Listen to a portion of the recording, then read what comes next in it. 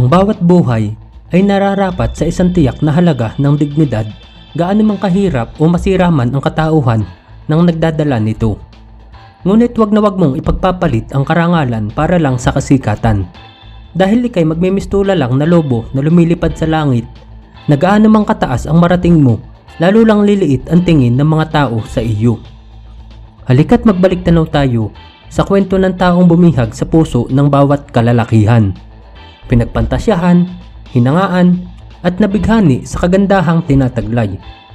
Ngunit sa patuloy na paglipad ng lobo sa kaitaasan, patuloy man siyang tingalain ng lahat, hindi lang siya pinayid ng hangin dahil sa biglaang pagsabog nito, ang lahat ay naglaho sa isang kasapmata at maagang naudlot ang kasikatang tinatamasa. Ang kwento ng pamamayagpag at biglaang pagkawala ni Claudia Zubel. Kilalanin si Magdalena sa buong magdamag. Pero kung bago ka pa lang sa ating channel, pakipindot na din po ng like, subscribe at bell notification button para palagi kang updated pag may mga bago tayong kwentong kagaya nito. Dekada 80, gininto ang panahon ng mga tatay natin. Panahon nito kung kailan nauso sa bansa ang mga makamundong pelikula at palabas na di na ata mauulit pa. Nagsulputan ang mga naggagandahang mga aktres kung saan ang siyang pinakamapangahas ang siyang tatanghaling nasa itaas. Si Telma C. Maloloy On sa totoong buhay ay nakilala din ng lahat sa pangalang Claudia Zubel. Siya ay isinilang noong ika-27 ng Pebrero taong 1964. Sila ay tubong Mandawi City sa Cebu, lugar kung saan siya lumaki at nagkaisip. Sa kanyang kabataan, minsan na niyang pinangarap ang magmadre, pero dahil wala silang kakayahang makapag-aral, nadala na rin ng kahirapan. High school graduate lang ang natapos ni Telma at pagkatapos nun ay napadpad na siya sa Maynila para makipagsapalaran. Dahil sa siya ay nagtataglay ng magandang pangangatawan at buhay na buhay pa noon ang paggawa ng mga pelikula, nakapasok siya sa showbiz. Taong 1981, sa edad na 17 anyos, una siyang napasama sa pelikulang Bandido sa Sapang Bato ni FPJ. Pero nang mauso sa panahon ding ito na paborito ng mga tatay ninyo na bombang palabas, minsan sa isang kasiyahan noong taong 1982, nadiskubre ang napakagandang si Telma. Dahil nga sa napakagandang asset ang katawan, nahimok siya na gumawa ng pelikulang Pandiinan. Telma Melody sana ang kanyang gagamiting screen name, ngunit napalitan iyon ng Claudia Zubel para daw mas malakas ang datingan sa mga tao. Noon ding taon na yun, nagawa niya ang Dancing Master 2, Macau Connection at Dracula. Pero nagsimula siyang sumikat ng husto noong taong 1983, kung saan ginawa niya ang pinakamapangahas na pelikula, ang Shame. Naging controversial ito noong mga panahon na yun dahil todo bigay si Claudia na dumating pa sa punto na naban ang pagpapalabas nito sa utos ng Board of Censors at pinayagan lang na mapanood matapos pumayag ang mga producers na ikat at hindi na isama sa pelikula ang mga pandiinang eksena. Dahil kumita ng maganda ang pelikulang iyon, nasundan kagad ang proyekto ni Claudia ng mga pelikulang Uhaw sa Pag-ibig at Ang Magdalena sa Buong Magdamag na kapwa may kaparehong tema sa nauna.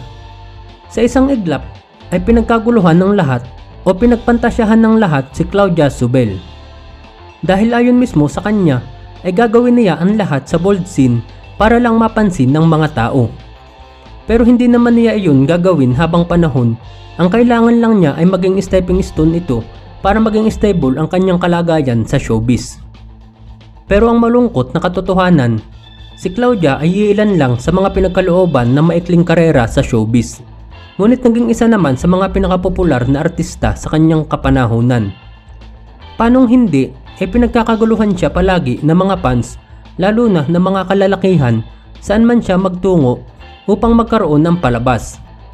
At gaano nga ba katindi ang isang Claudia Zubel?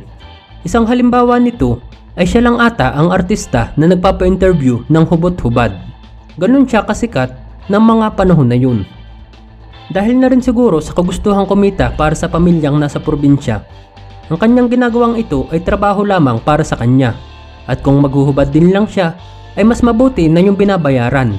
Kumikita pa siya. Ito rin marahil ang dahilan kung bakit iniwan siya nang noon ay kanyang boyfriend na nakilala sa pangalan Jeffrey.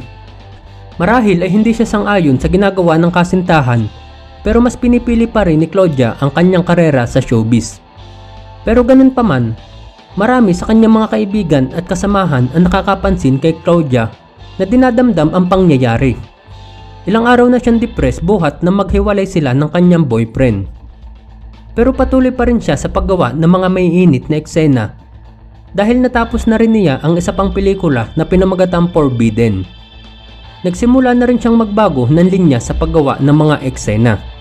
Sinubukan na rin niyang gumanap bilang seryosong artista at ang isa nga sa mga ito ay ang may pamagat na Bayan Ko, Kapit sa Patalim na pinangungunahan ng premyadong direktor Lino Brocka. Sa kabila ng depresyong pinagdadaanan, nagawa pa ring alagaan ni Claudia ang kanyang nanay na noon ay nasa Maynila para magpagamot sa puso. 2 linggo niyang binantayan ito bago niya inihatid sa airport Martes ng ika-6 ng Pebrero taong 1984. Pagkalipas ng 3 araw pagkatapos nun, Biyernes ng ika-9 ng Pebrero, si Claudia kasama ng 3 iba pa ay nagkayayaan na maglibang sa isang night spot sa Pasay City. Nagkasarapan sila hanggang sa abutin ng madaling araw sa lugar. Pasado alas 4 na ng madaling araw, ika-10 na ng Pebrero nang sila'y matapos at nagpa siyang umuwi na. Si Claudia ang may hawak sa manubela pero noong mga sandaling iyon ay babago pa lang siyang natututong magmaneho. At isa pa, ang gamit nilang Mitsubishi Colt ay hiniram lang sa kanilang kaibigan. Kaya't marahil ay hindi din niya gamay ang pagmamaneho dito. Dakong alas 4:30, habang binabagtas nila ang kahabaan ng EDSA sa may bahagi na ngayon ay Magallanes, nang ang kaliwang gulong ng harapan ay sumampa sa gutter at nagpagulong-gulong ang kanilang sasakyan hanggang sa tumawid ito sa kabilang linya at saktong-sakto na tinumbok ang isa pang kasalubong na sasakyan.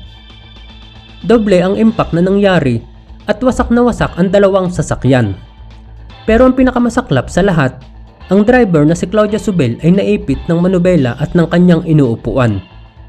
Dahil sa sobrang lakas ng impact, hindi na halos makilala ang itsura at inabot pa ng 15 minuto bago na ialis si Claudia sa kanyang pagkakaipit sa loob.